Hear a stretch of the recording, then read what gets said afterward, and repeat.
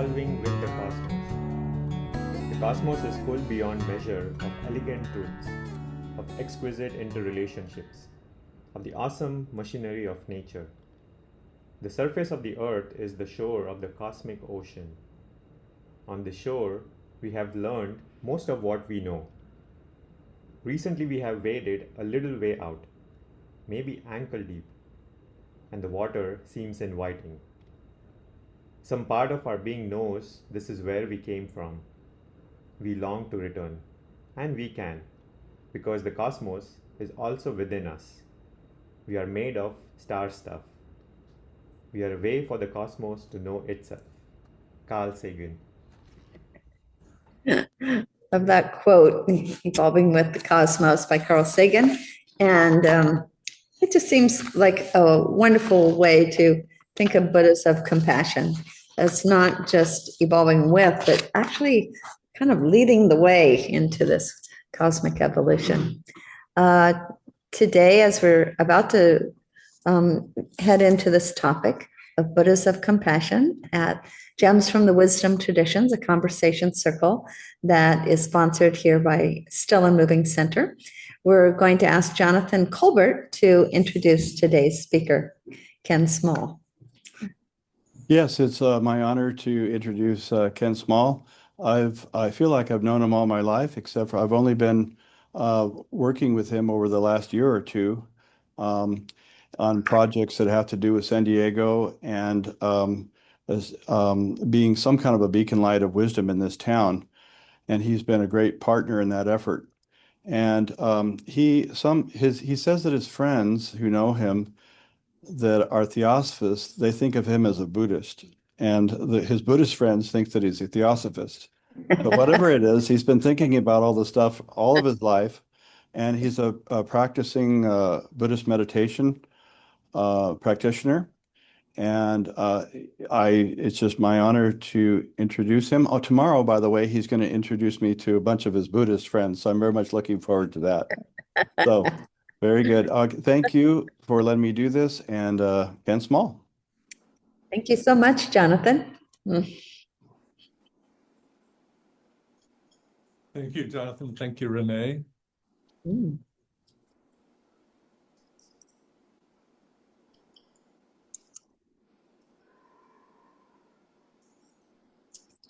So the theme this evening or afternoon is Buddha of compassion, or the way of the Bodhisattva. There are many ways to look at this, but in this introduction to our discussion we'll have over the next hour, I would like to look at it as this mode of compassion as a process that we engage in our daily life. So how does this manifest? What does it look like? How does this take place? There was a great quote in the earlier presentation just prior here. Someone asked Thomas Merton about how he meditates, and Thomas Merton replied, "I breathe." So we have to unpack that and really look at that in more, how do we breathe in that breath that he's talking about? So Merton in another place talks about it's the duty of the contemplative. Someone had challenged him on oh, your contemplative life is escapist. You're not engaging in the world. This is not compassionate in either Christian or Buddhist or any other traditions. And so Merton said, no, the duty of the contemplative is to take into themselves the wounds of the world and heal them. So this is another way of expressing the way of the Bodhisattva, who takes into themselves through compassion the suffering of the world, not just to suffer it, but to heal it. It's much more than just being attentive. It also means in the depths of our being, healing these elements as well. couple of stories come to mind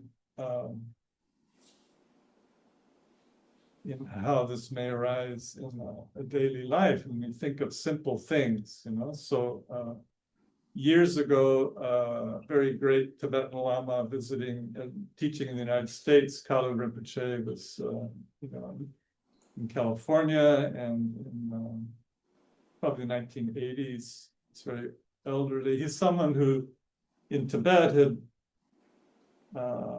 repeated Milarepa's great retreat 4 times in a row, meaning 4 3-year retreats in one cave in one place, 12 years. That was his deep contemplation. Now, exiled from Tibet in India and in the global world, he's teaching continuously. So, of course, in America, what do you do with Tibetan teachers when they're teaching?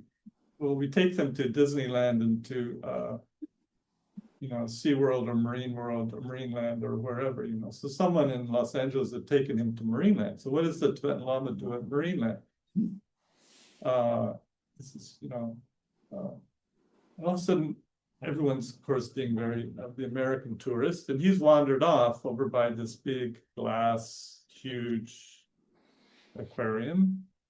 And he's like, little finger on the glass, you know, and a fish would come over, and there's another one, and the fish would come over. And I think, what is he doing? He was making a connection and blessing and meditating with every single fish he could attract to his attention there. I think remember this next time you go to the zoo or the aquarium or something, you know. Every single fish was his activity, bodhisattva activity, while visiting the aquarium. And to think, you know, like, oh, I'm kind of habituate and miss opportunities sometimes, and these little tiny things that happen throughout our day, you know, many little things and bigger things also, you know. So I'm going to read this vows that were read at the recent, also. Until the essence of enlightenment is reached, I take refuge in the Buddhas. And I also take refuge in the Dharma and in all of the Bodhisattvas, just as the Buddhas of the past have brought forth the awakened mind, and in the precepts of the Bodhisattvas, step by step, bowed and trained. Likewise, for the benefit of beings, I will bring to birth the awakened mind, and in those precepts, step by step, I will abide and train myself. Maybe we can just open discussion and interact a little bit on sharing examples or thinking of ways in which we can think of these bodhisattva vows as our daily process and practice in this present moment, when we go to the store, when we are driving along. Actually, there was one yesterday. It was a small one, but it was curious. I had arrived with Jonathan in front of the center here, and we were in deep discussion. All of a sudden, right in front of us, 2 very young men came over and started to tag the building next door. They were teenagers, very young, very intense. And we just stopped, and our attention was fully engaged in the activity of these gangbangers tagging the building next door. I think Jonathan also, I almost felt like engaging with them. It was very quick, it was less than a minute, you know. But still, full attention with, you know, what are the causes and conditions, the suffering, the fear, anger, anxiety embodied in that experience, whereas at such a young age, someone is invited into that kind of activity. So at the very least, we have to lend our attention that way. If there's nothing we can do in that moment.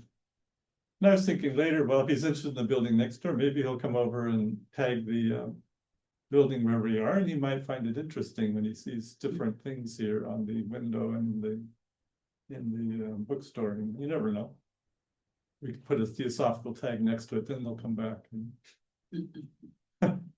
Anyway, any comments, questions, ways to practice the way of the Bodhisattva in our very mundane daily lives? You know, when we're buying food at the store, driving, and that person tries to cut you off in front of you and you're driving. How do we embrace these elements in our compassion?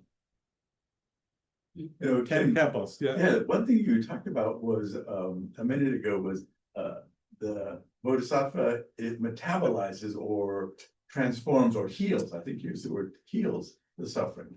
So in the story of the teenage taggers in the building next door, in observing that, was there also, would you say, a function of you in your consciousness being not just aware of their suffering and, you know, their life circumstance that brought them to that anger and anxiety that they would go ahead and deface the building by tagging it? Is there also this other opportunity to somehow relieve them in a sense, or to extend that, you know, transmission of merit to those angry, hurt teenage boys who are doing this tagging? Yeah, for me,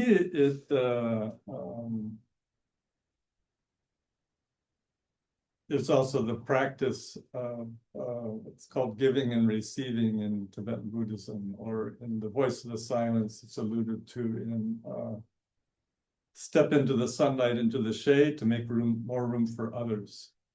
This is also the Tonglen, or I believe this is a metaphoric way of talking about Tonglen, or giving and receiving. So in the moment, we throughout our day, we may engage with situations, people, things, events, even in the news, you know. So non-resistance is also part of the Bodhisattva way, where we invite that in, and I experience.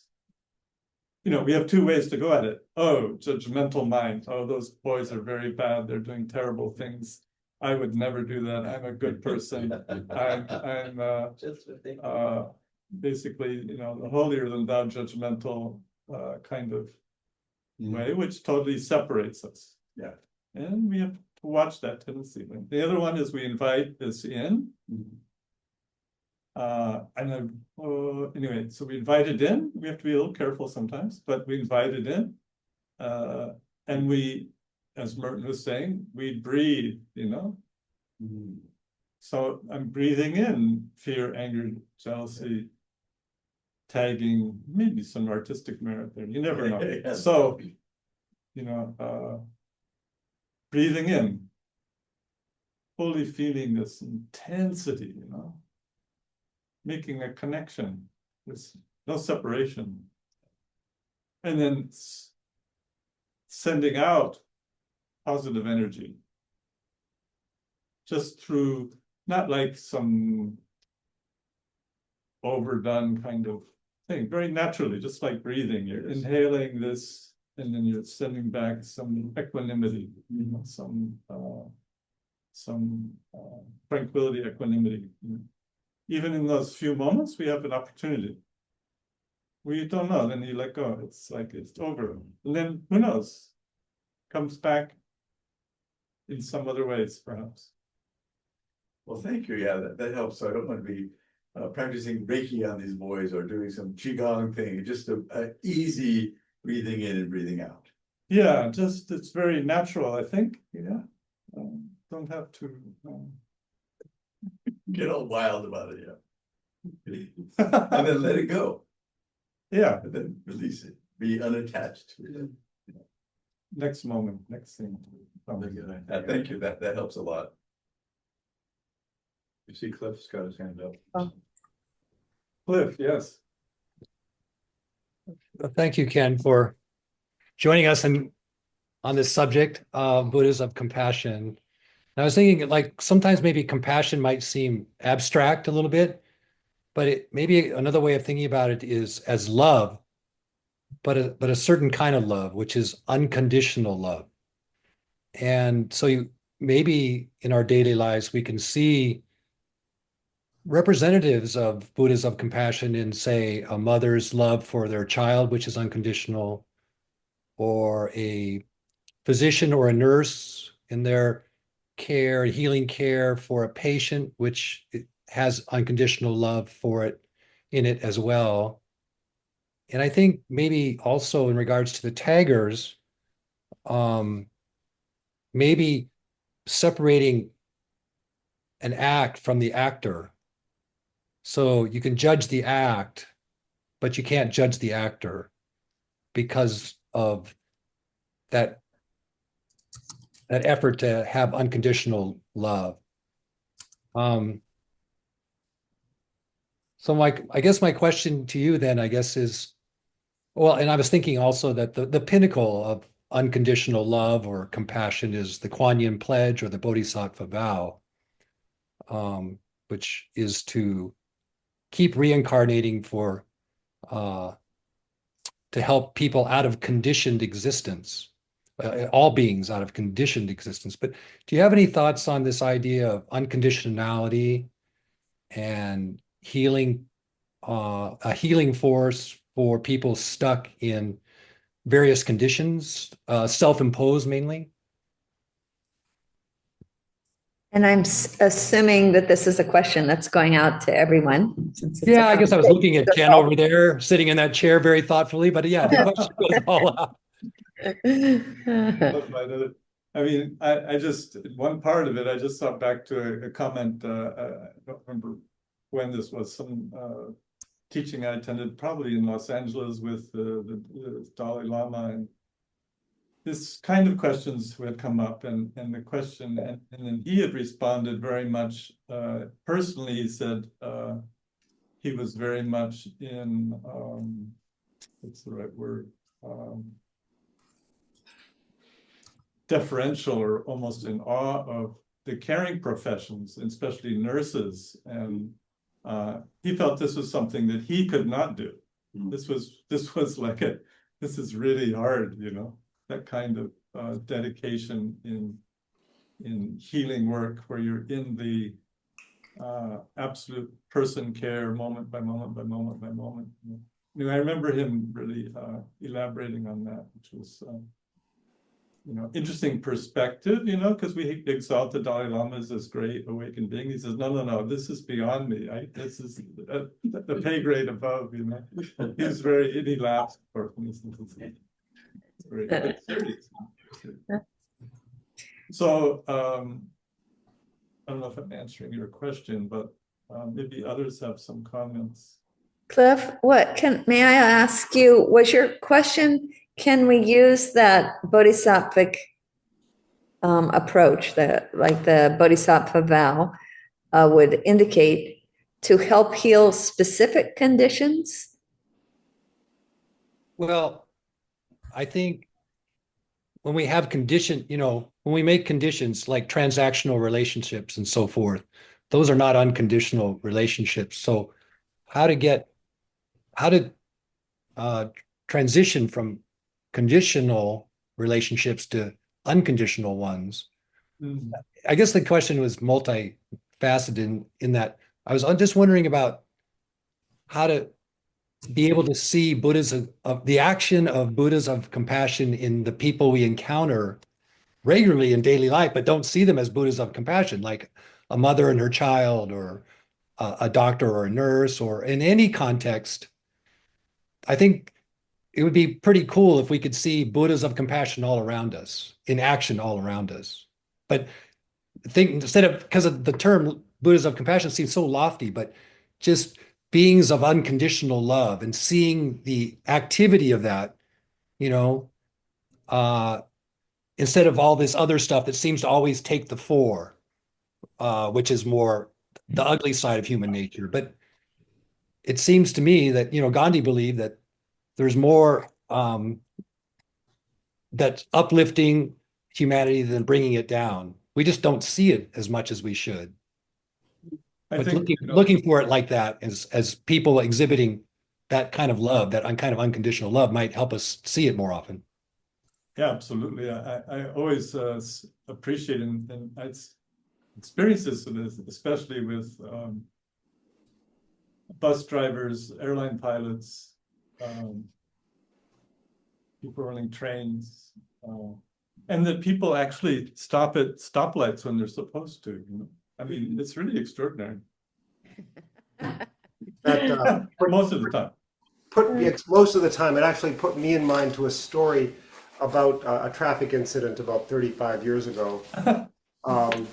This was shortly after I learned from Jack Cornfield, a lecture that Jack gave on loving kindness, that I had just become acquainted with loving kindness meditation and hadn't yet grokked that loving kindness applied to suffering is compassion. But at this point, I'm driving, or I wanted to ask, and I'll tell this story in just a moment, but I wanted to say something else to you, Cliff, that got me thinking about how we evolved to see the negative. We have this negativity bias because of our evolution to protect ourselves and our kin, to stay alive. We've got this enormous fight, flight, freeze response. You know, I have quite a startle response personally, and it's really quite, I just loved, Ken, your association just now to these traffic situations where most people don't cut you off. But it's that moment when someone did cut me off that my fight, flight, freeze response, well, I wasn't freezing, I was just so scared and enraged. I mean, she could have killed both of us. And I'm in that state. And I had just learned from Jack Cornfield that you could recite, may you be filled with loving kindness. May you be peaceful and at ease. May you be well. May you be happy. And so I screamed at the top of my lungs. Instead of screaming, fuck you, I screamed, may you be filled with loving kindness. And she, of course, wasn't going to hear either one, but it felt so much better to me.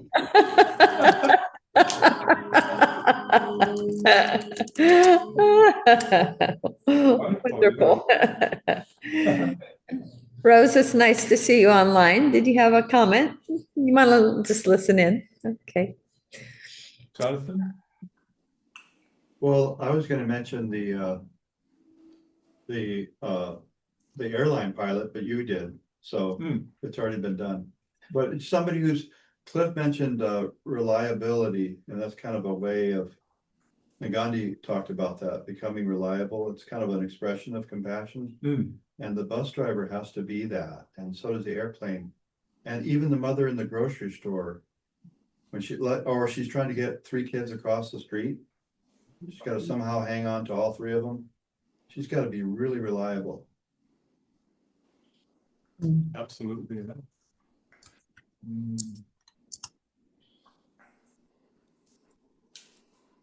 I had an interesting instance of compassion from a source that I never would have expected it to come from. I was reminded of it by your story of the Tibetan Lama who was blessing the fish one by one on the giant aquarium. We keep koi in a pond, and there was a particularly large one who seemed to be the leader of all the rest of the koi in the pond.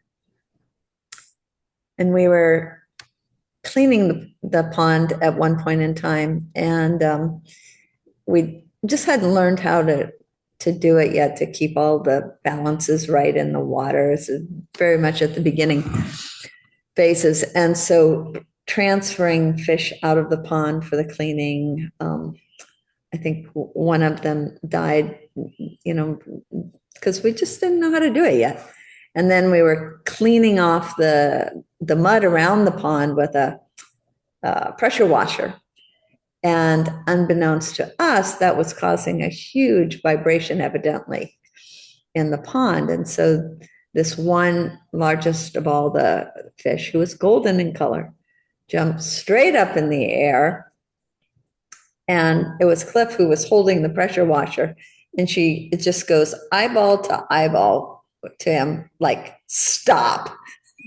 Don't you do this to these fish, and falls back into the water. Wow. However, it wasn't a safe fall. She was jumping up in a very small enclosed space, and evidently when she fell, she hit her tail.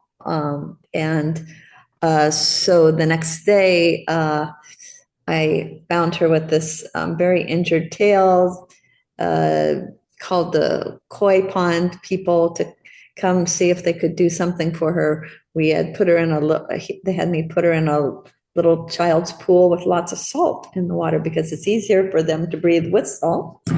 And to try to keep her tail submerged because she was tipping up. And this seems to be what they do before they die. They tip their heads down and their tails up. Hmm. So I camped out next to this little pool, and I was on a little cot and keeping my hand on her tail and just, dozing off back and forth through the night. And at one point in time, my hand happened to touch her dorsal fin. And she gave me the most amazing look into the universe that I think I've ever had. It kind of reminded me of when Krishna opened his mouth for his mother and she saw the whole universe and the stars and the galaxies and everything. It was, I'm sure it wasn't to that extent, but I just saw things for this brief moment of touching that dorsal fin in a really different way. And I felt as if she had totally and completely blessed me and made me aware that something that I hadn't thought of as having a very high degree of intelligence, for example, could exhibit this profound compassion. And that was it. When I kind of drifted off to sleep and woke up in the morning, she had already gone. So we buried her right in front of a Buddha statue in our garden. But that was I felt like such an act of compassion from a really unexpected source. Wow, it's a beautiful story. Almost like all beings are windows to the infinite. Sense of compassion is intrinsic. And another story I'll share, which links with this one very directly, came to mind as you were speaking. And I heard this when Lakota traditionalist medicine man Wallace Blackwell was speaking here in San Diego and leading some sweat lodge ceremonies and things. And he's very dynamic speaker and great spiritual character and emissary of his tradition. And he'd also been active in Native American rights very much in South Dakota. And he recounted the following story some decades back. This would have probably heard this in around the year 2000, maybe early 2000s. So maybe this had happened 20, 30 years before that. I don't know exactly, but there was a development going on in sacred land that was not within the Lakota reservations, not land they had lost to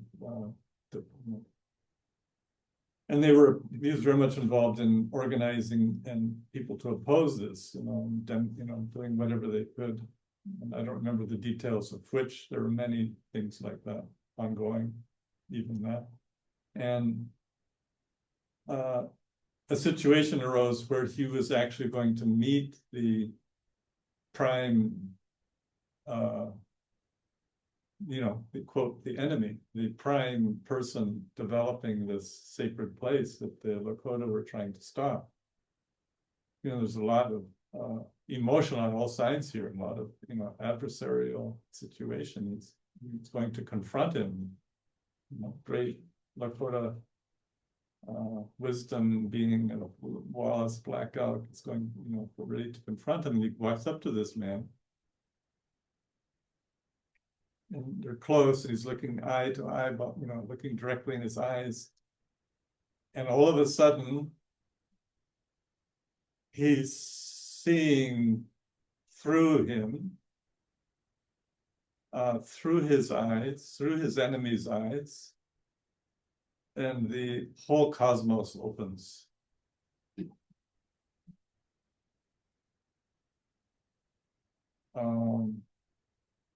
And in that experience, of course, everything dissolves. He dissolves it.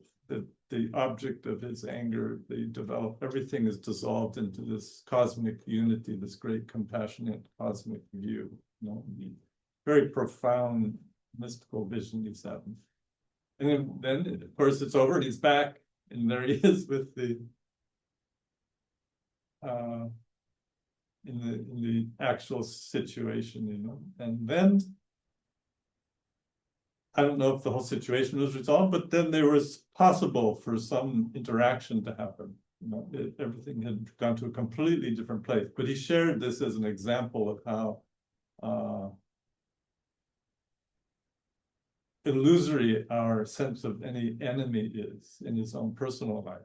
This extremely dynamic situation. But through the eyes of the enemy was the whole cosmos. Mm-hmm.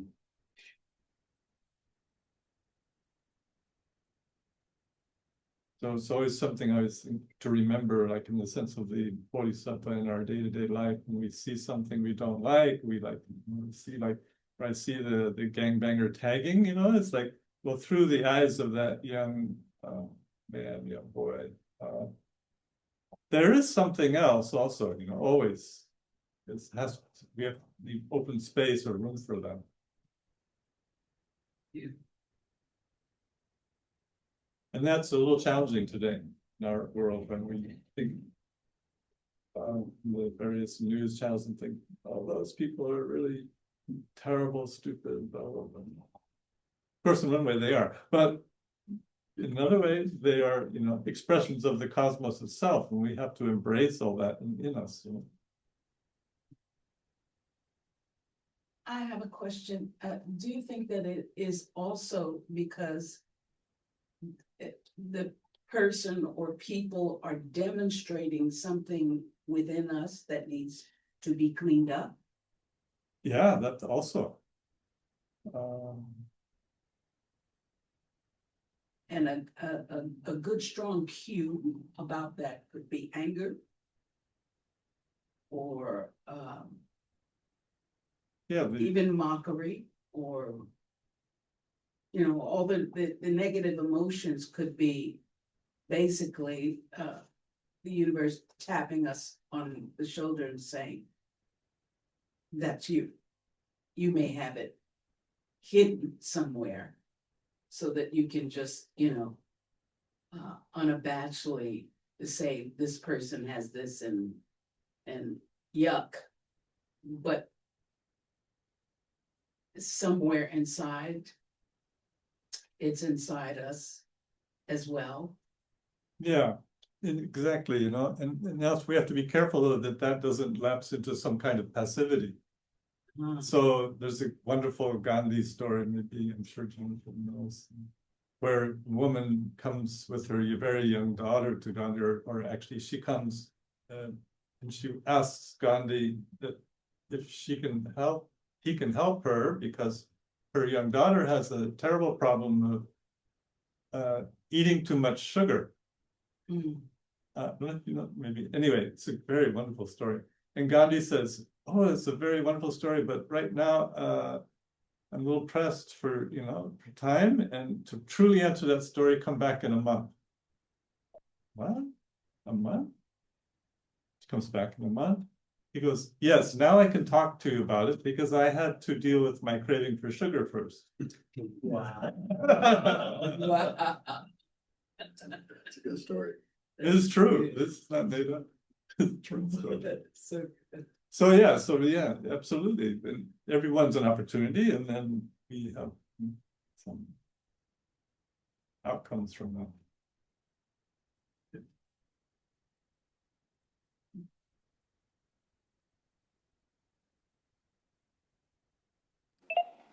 There seems to be an attitude I hear you speaking to with that story, Ken, that I ascribe to as well. But then there's war. You know, there's the beyond the pale. There's the notion that this person, this action, this is so beyond the beyond that we cannot. I mean, we can see the universe in their eyes. I love those stories today. Thank you. Whether it be the koi or the enemy, the Sue's enemy. But what do we do? You know, how do we apply this to these conflicts in our world that are conflagrations where, and then you think, I mean, when I think about some of these conflicts in small communities that I'm involved in or in the world, there is no recovering from them. And I think I saw a quote recently, or heard a quote from Pema Chodron recently, quoting the Dalai Lama, saying that these actions that we do to our children, to one another, in our communities, I mean, look what's happening right now, what Israel is doing, if I may go a little political, to Lebanon and Iran. And, you know, these actions are going to be around for 700, is it years or generations? You know, there are going to be ripple effects that go on and on and on. I think activating those, you know, those brainstem fight, flight responses in us. So I'm caught between recognizing that shadow is in me and this feeling of despair. Yeah, that's certainly the current deep questions of today are very much in front of us, you know. Many people speak very wonderfully and deeply of this inner dimension. Gabor Mate is a great person to listen to. The deals with transgenerational trauma practices on how to heal that. Deep. Yet and we look at that, you know, from our whatever position we have. Yet the intrinsic nature of human being, not to diminish this at all, but we all have this. This is not, you know, all our human lineages have this transgenerational trauma. Yes. Just look further. It doesn't, or not so far. I mean, and a lot of that is, you know, it's subliminal. But it's often not far, and it's often, you know, culturally is shunted into various repressed zones. You know, and some of it's very recent, and of course we're focused on certain areas of the world right now. It's very active and you know, continuing with activities that perpetuate it. And we need to be clear and outspoken, I think, on the need to maintain our sense of empathy, which is also under assault by world leaders at times, you know. I think maintaining that in our own communities and in the spheres where we have the opportunity for action is the most important thing. And if an avenue arises where we have more influence, you know, go for it. But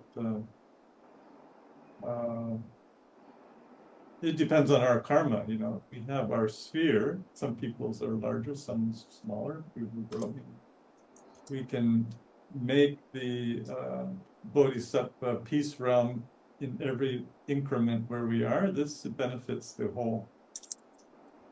In ways we may not know. We don't know but there is the butterfly effect, is the possible. And I think it elicits it, it brings it up, to deal with this in a much deeper and more authentic way is important today. Cliff, I want to ask if you're also going to be addressing Paul's question and comment. Okay, and then I'll speak up to you. Okay, yeah, so when Paul was asking his question, the thought that came to mind to me was these four great teachers of humanity, and the ones that come to mind are Martin Luther King and Mahatma Gandhi and Jesus and Buddha. They all saw that hatred and violence do not end by more hatred and violence. They only end through nonviolence, through ahimsa, through turning the other cheek, through compassion. That's the way it ends. And I think the deep insight here is that the bulk of human suffering is self-brought on, self-induced. Somehow there's a difference between suffering and pain, and all creatures experience pain, but the bulk of suffering that humans do to them, it's brought onto themselves. And so in the small circles of our lives, not reacting, trying very hard to understand where another person's coming from, things like that. It seems small, but it's the practice of ahimsa and nonviolence. And it's just when we're trying to live a life like that, and we see how much of this violence that's going on in the world right now is completely stupid. It's completely unnecessary. And yet it's so heartbreaking at the same time. It's just incredibly frustrating. But you can imagine the experience of someone like the Mahatma Gandhi and seeing all. That's what I think a bodhisattva is a being that can somehow handle it, handle the suffering, in their hearts, and yet still persist in trying to show us a way out of it, which is this terrible, terrible, cyclic, cycle of return that just keeps coming. And like you're saying, it goes on for generation after generation because it's all this action and reaction, instead of just absorbing the suffering and being able somehow to transmute it through compassion. But that I understand. I hear what you're saying, Paul. It's super frustrating.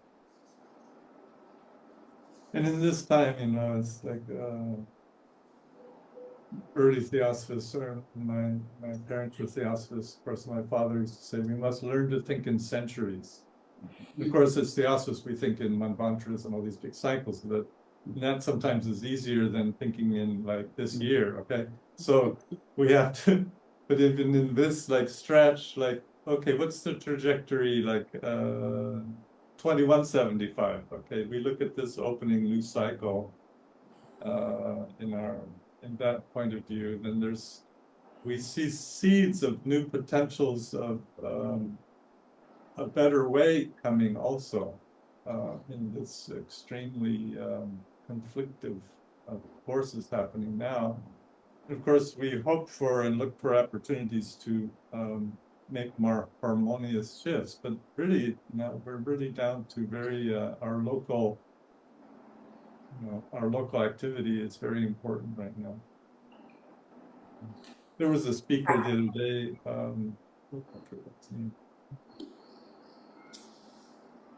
a Zen teacher from Minneapolis spoke the other day, Minneapolis.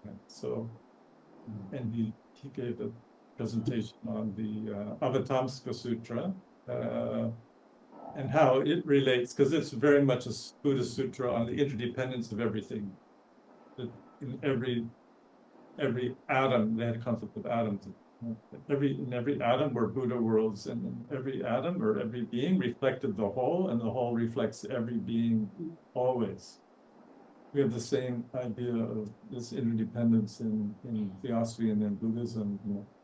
So in that, we have to really look at our activity as also reflecting the whole. And as we engage in that more and more deeply, this is also actions of ahimsa and nonviolence.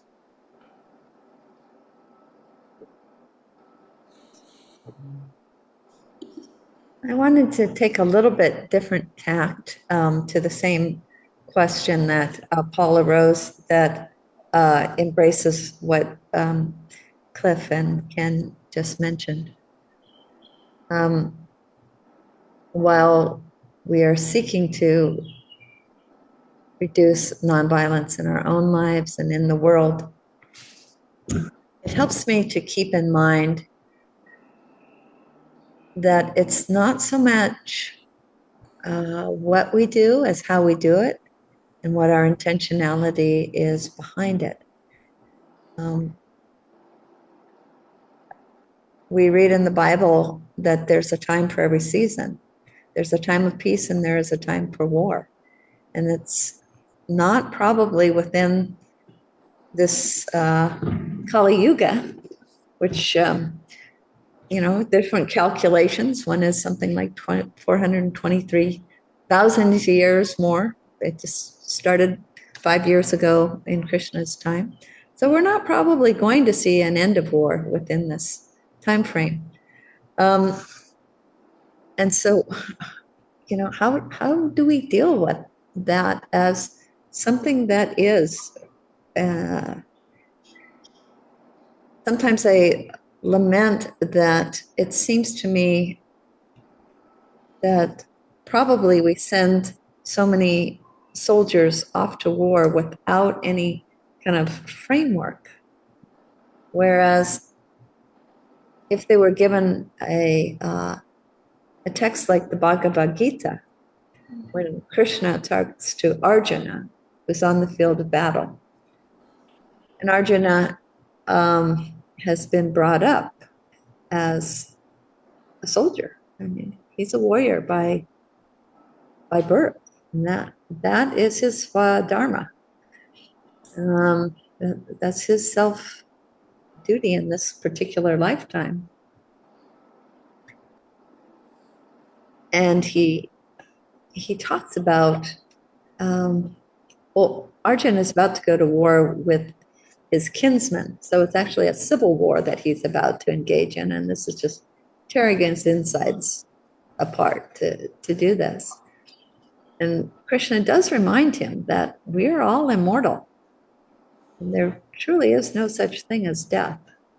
And what you need to do is your duty at this moment in time. And so I wonder whether something like that had seeped into the soldiers that we hear about. I've heard about it during the Second World War, who on Christmas Eve or Christmas Day got out of their respective trenches and they celebrated Christmas, one another, these two sets of enemies. And then at the end of that sacred day, they went back down into their trenches and had to pick up their weapons. Mm. Yeah, I remember. And so I just wonder, given the fact that probably we're going to have to somehow deal with war for quite a bit longer time, if maybe we can also think about, the perspective and the with which we go into it, and we see that immortal nature of those that we're looking into the eyes of our quote unquote enemies. Yeah. I'll think of which chapter we have. Another story. I think it fits. And meanwhile, David, I saw your hand up. We'll get to you. Thank you. No, go ahead, Ken. try to keep it short. This is someone I knew very well. My earlier days practicing in Zen retreats and things. Let's call him Jim. It's also a story of transformation for him. Extraordinary, but even earlier in his life, he had been in the Korean War, and this kind of opened a window that showed up later, you know, that they were up in the front area and they were supposed to secure a bridge, but their information was wrong, and he was up right by it, and everybody else in this group were further away, and already the North Korean troops were there, and then he was by himself. And he was supposed to blow up the bridge to prevent the conflict happening at that point between the two groups, right? But there was no opportunity for him to get away. What do? You blow up the bridge and yourself, which he did. Big river, you know. Well, he completely survived. I mean, he would talk about this kind of laughing later, you know. He ended up being washed down the river, and he wasn't very injured, and they found it, and he survived. But he had that spark of that courageous bodhisattva spirit in him. After that, he became a fanatic. There wasn't like some miraculous thing happening with that. After that, he became a fanatic. He became a mercenary in the Belgian Congo. He was a very angry, he was very racist. He was very alcoholic, very, very angry, you know, right-wing political ideas advocate. And then he was wandering through a Zen, with some family near Los Angeles. He was wandering through a Zen retreat center one day, and it seemed very odd to him. Is this place?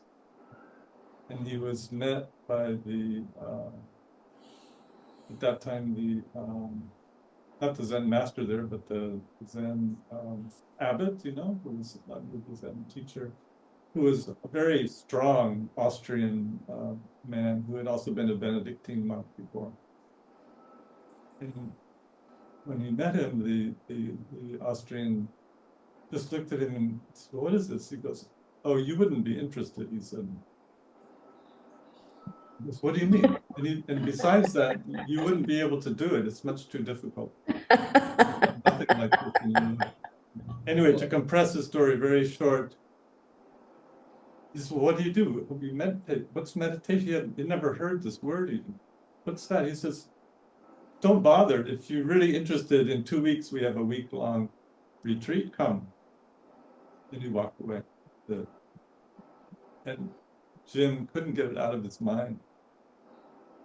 He took vacation. He never sat for 5 minutes doing anything. And he went. And in that week, all he could think of was how to assassinate the Zen teacher who was telling him these things that were driving him crazy 3 or 4 times a day in an interview, and kill everyone else and get away alive. This is true. And he was hooked. And his, you know, to shorten it now, over the next decade, he ended up living there. He became a Zen monk even. All his anger and everything, his racism, everything melted away completely. Well, maybe not completely. There's some other stories, but it melted. And by the time, you know, 30 some years after that or so, when he passed away in his early 80s, he was a very more tranquil and compassionate and very genuine human being, you know, true human being, you know, all that had been burned away. Anyway, I shared that just in the spirit of. That is truly a remarkable story. Thank you so much. It reminds me so much of the story of Angulimala during the course of the Buddha's life, who's, you know, this fierce bandit who stops people, takes their money and one of their fingers and hangs it around his neck, and is just, a terrible guy until he meets the Buddha, and who has that same kind of arresting effect upon him. But I haven't heard a real life modern day story quite like that, other than that one. That's really remarkable. Thank you. Very, very remarkable person. David. Yeah, I was tuning in just as Ken opened the circle. Thank you, Ken, for your contributions, and everyone. I was backing my car into its little parking spot, and it's pretty small spot, and I was thinking, every act that we do, whether we stay between the lines, is an act of consideration. So it took me on a little journey through ChatGPT as to the origin of that word consideration. And I think it really is the basis of mindfulness, that every action that we take has its consequences. And that when we are considerate of our actions and how they affect others and the whole world, so I think mindfulness really is the basis of this loving compassion in every single aspect we do. And when you were talking about atoms, it reminded me of that same idea, that everything we do matters. Very nice, thank you. Yeah. Ooh, beautiful. Well, everyone, I'm seeing the time and wanting to respect that time frame. I am going to let you know what we're going to do next week, while somebody, I hope, will be willing to consider giving a vote of thanks to Ken for his just really exquisite presentation and fielding of questions and comments today. Next week's theme in the Still and Moving Center Almanac is the ocean, translated into Hawaiian as Ka Moana. And every once in a while, what we do is, rather than gems from the wisdom traditions, we hold something called, at the very same time, we just interchange them, gems from the movement traditions. And so we are going to have Cliff Tillotson, who's here today, give us an opening presentation on the Hawaiian outrigger canoe tradition. Mm-hmm. And then as an approach to this topic of the ocean. So is there somebody who would like to give a vote of thanks today to Ken Small? Yeah, Cliff, thank you. Thank you, Renee, very much. Yeah. Well, I have yet to meet Ken Small in person, but I certainly look forward to all these virtual experiences of being in your presence, because I find my nervous system really gets unjangled. I feel I'm a lot calmer. I can feel my heart rate going down a little bit. And I think that's a good thing, in that I think in our world, as Paul so clearly set it forth, is one that wants to get us really wound up and upset. And yet having the calmness, that ever-present calmness that you bring to these meetings, is probably to your whole life, as well as the deep insights that you bring, are very, very beneficial to all of us who can, get upset and angry, and it's not doing anyone any good. I was thinking of that. I think it's both the Dalai Lama and Gandhi both praised anger. They said that anger is a good force as long as you can transmute it. So and I think maybe the story that you just told about this person who did the blow, did sacrifice himself, but then wanted to start sacrificing a whole bunch of other people. But deep down, they had that courage, that strength of character, and also that anger that came out of it. If it somehow can be changed into a healing force, it has a tremendous force to it. But anyways, Ken, thank you so much. It was a wonderful hour to spend it sitting virtually in your presence again and hearing these teachings about Buddhas of compassion, the whole nature of compassion. It couldn't be a more fitting subject to contemplate and think about, to consideration, right, David? Is that what you were talking about? Than right now, here and now. So thank you very much, Ken. Yes. But yeah, time for, transforming the fuel of our anger into compassionate action. Yes. I do want to also thank the United Lodge of Theosophists in San Diego for hosting you there, Ken, and for all of you who, in addition to Jonathan, were our unseen guests. We did get to hear, I think, from Monica, and just want to extend a sisterly and brotherly hand across the way, and thank you for your participation in this event as well. I'll remind you that the full moon day of May is traditionally celebrated in various ones of the Buddhist traditions as Buddha Purnima, the triple anniversary of the Buddha's birth, enlightenment, and death. And so that happens this Friday, May 1st, with the full moon, which here in Hawaii will take place at 7:23 a.m. Thank you all so much for your presence. Just really big thanks and wonderful, wonderful start to the entire meeting and throughout, Ken. Great, thank you, Renée, very much. Yeah, aloha. Wow. Thanks, Renee. Thank you, Jonathan. We're not, we're the cool nut. Friday, she's like, this. I like writing my books.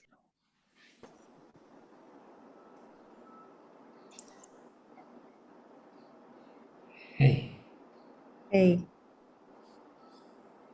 I think there were people in the meeting that were not showing up on my screen. Was there No.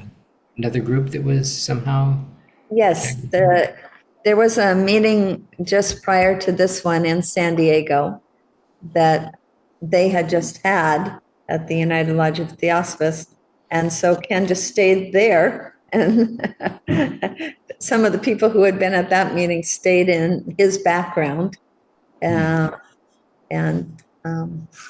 So they were part of our meeting as well. Yeah. That's a really nice touch.